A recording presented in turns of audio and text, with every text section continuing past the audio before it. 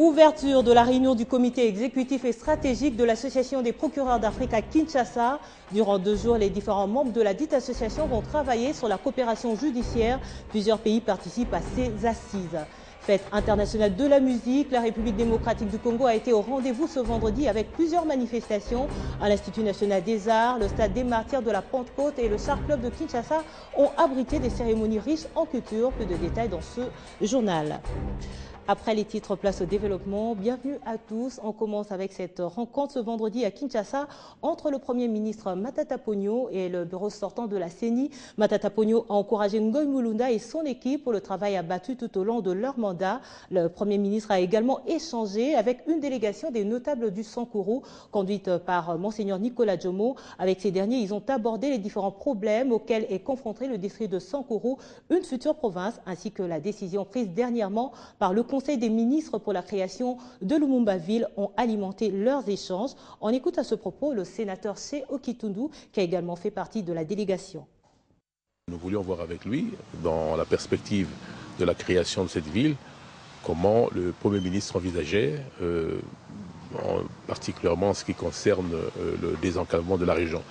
Et nous avons aussi regardé la priorité des priorités qu'il faut envisager, c'est justement l'accessibilité de la région. La nouvelle a été accueillie d'abord dans le pays avec une énorme satisfaction, et particulièrement effectivement au Sankourou.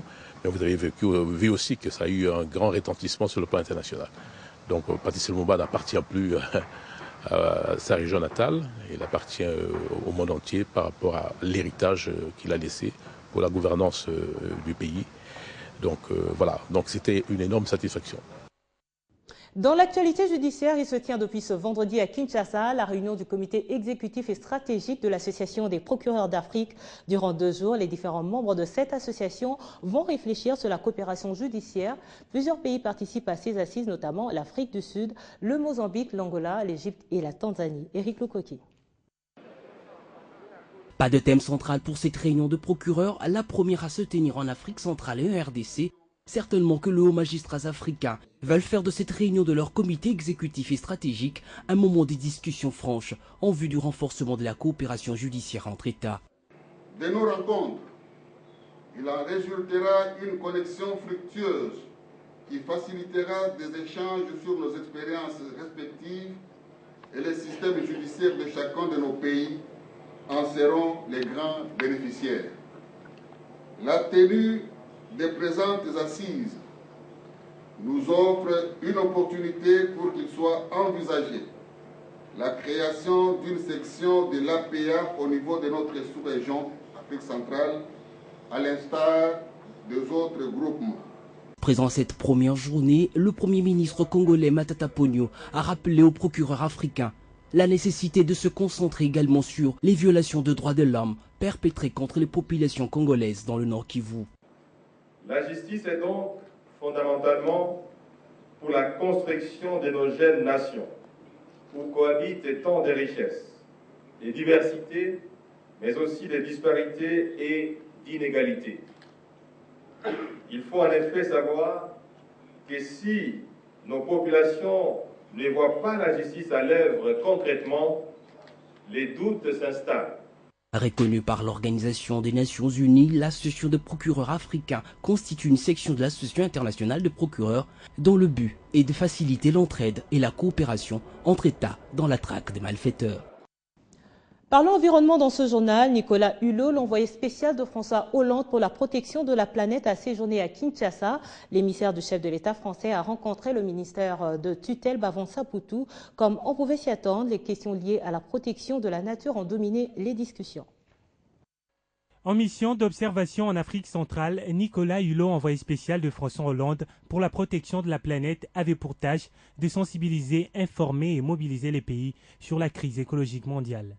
C'est dans ces cadres également qu'il s'est entretenu avec le ministre de l'Environnement, Conservation de la Nature, Bavon Sapoutou.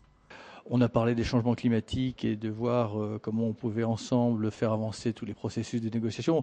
On a balayé un certain nombre de sujets, parfois globaux, parfois locaux. On a abordé un certain nombre de sujets pour croiser à la fois nos espoirs, nos inquiétudes, et donc c'était un dialogue très franc.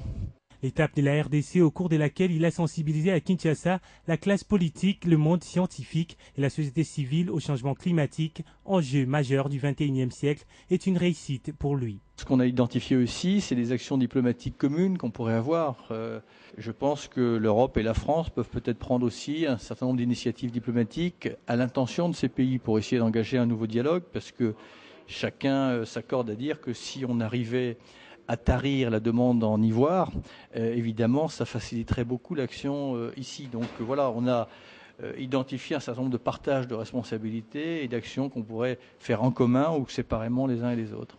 C'est donc dans ce contexte que s'explique cette tournée, une façon de lutter contre la destruction de la planète, étant donné que la viabilité du monde de demain dépendra de la gestion rationnelle des ressources environnementalistes du monde d'aujourd'hui. Et puis vous le savez, la deuxième édition de New York Forum Africa s'est clôturée depuis le 16 juin dernier au Gabon.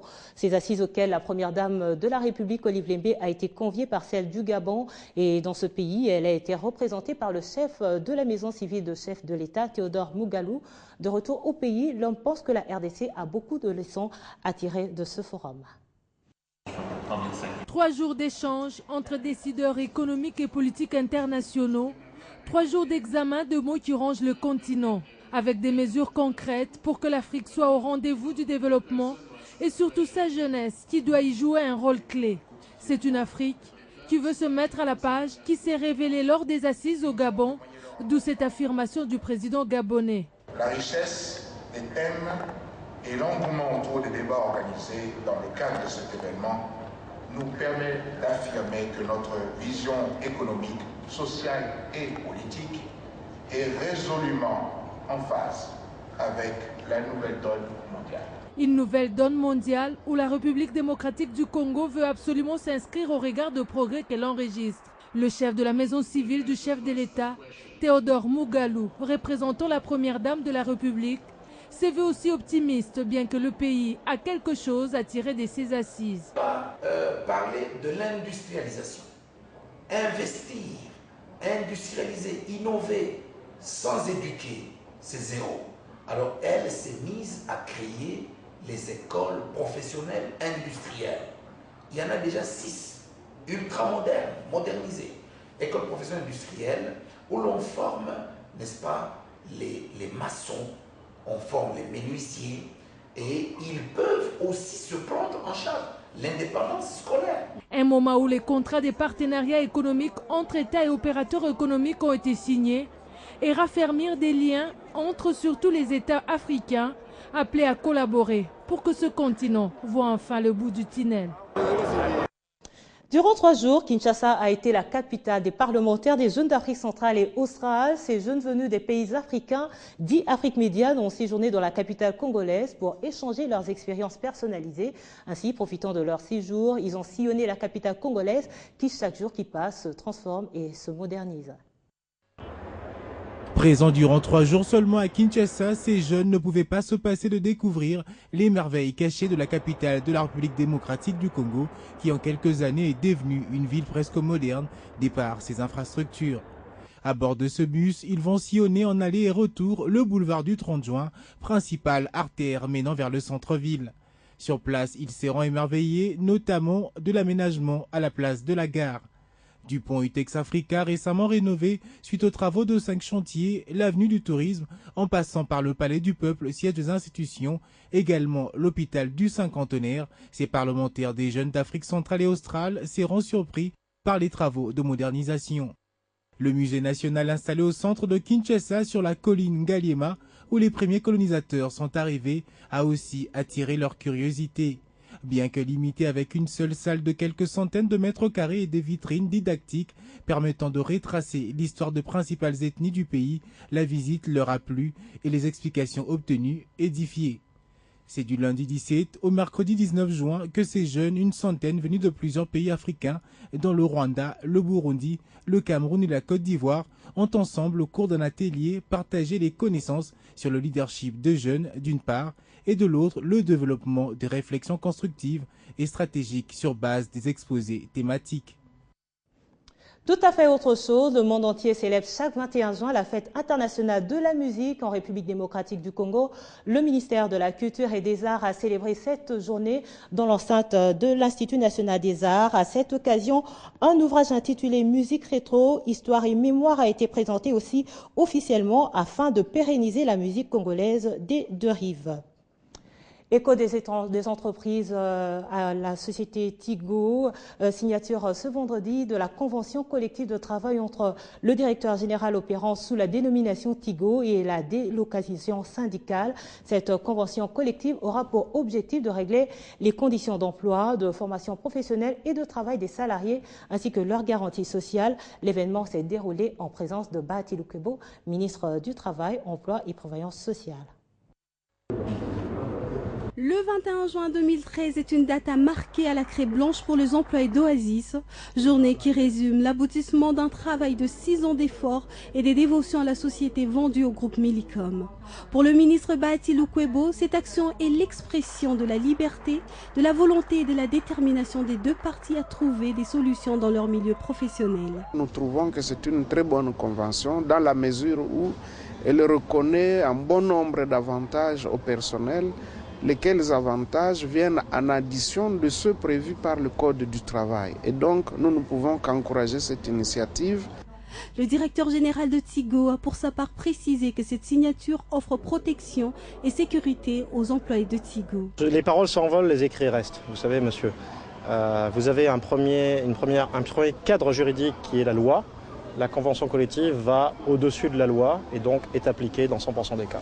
Sourire, satisfaction et bonheur sont les expressions à lire sur les visages des agents de Tigo et des syndicalistes. Nous sommes contents et nous espérons maintenant travailler encore avec beaucoup plus de protection, beaucoup plus de sécurité dans nos contrats, beaucoup plus d'engouement qu'auparavant. C'est l'accomplissement d'un travail de longue haleine, commencé en 2008 pour avoir un aboutissement en 2013, pour une gestion transparente, claire de la carrière d'un employé, de son entrée jusqu'à sa retraite. Notons par ailleurs que cette signature est une étape des plus qui vient d'être franchie pour la bonne marche de cette entreprise et démontre également qu'Oasis RDC, opérant sous la marque Tigo, est une société citoyenne.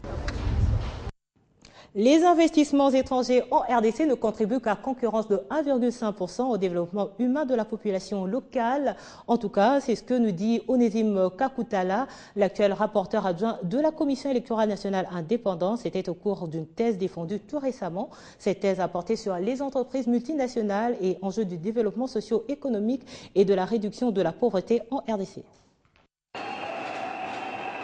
C'est dans une salle d'amphithéâtre pleine de l'Université catholique du Congo que l'homme a réalisé une performance pas donnée à tout le monde. Mais Onésime Kakutala Falai a réussi avec la mention grande distinction. On l'appellera désormais docteur en économie. Avec la mention grande distinction, Onésime Kukatuka devient professeur d'université. Son premier souci, que l'État oriente les investisseurs étrangers dans les secteurs porteurs de croissance économique, l'une des solutions d'une vie plus ou moins décente pour la population congolaise. L'objectif spécifique, c'était de vérifier si les politiques mises en place par le gouvernement permettent d'attirer beaucoup de multinationales et de les fidéliser sur notre territoire. Dans sa démarche, le récipiendaire a démontré que le poids des investissements étrangers dans l'économie nationale n'est pas négligeable au regard de leur présence dans tous les domaines de la vie, dans les mines, le pétrole, les transports et la communication. Les résultats ne sont pas significatifs, c'est-à-dire qu'il y a certaines variables qui sont améliorées et d'autres pas, et ça nécessite un effort. Donc il y a encore un effort à faire et par notre gouvernement pour les attirer davantage. C'est pour cela qu'on parle d'amélioration du climat des affaires et par elles-mêmes des entreprises pour qu'elles puissent s'impliquer dans ce qu'on appelle la responsabilité sociale des entreprises. Dans son étude, il a souligné que les actions à entreprendre devraient permettre notamment de créer un cadre de promotion des atouts et opportunités d'investissement qui servira au moment d'optimiser la communication avec les investisseurs internationaux et nationaux en vue d'obtenir un feedback en termes de critique. De près de 500 pages réparties en 9 chapitres, cette œuvre d'esprit devrait servir de guide en cette matière le gouvernement de la République. En sport, on va parler du Tour cycliste international de la RDC qui est à son 3e jour de compétition ce vendredi. Cette 3e étape, la plus longue distance parcourue jusque-là, a été lancée à Inkisi dans le Bas-Congo et a connu son point de chute au boulevard du 30 juin à Kinshasa où était constatée l'arrivée. Vainqueur de la 2e épreuve jeudi, le Français Claude Médard.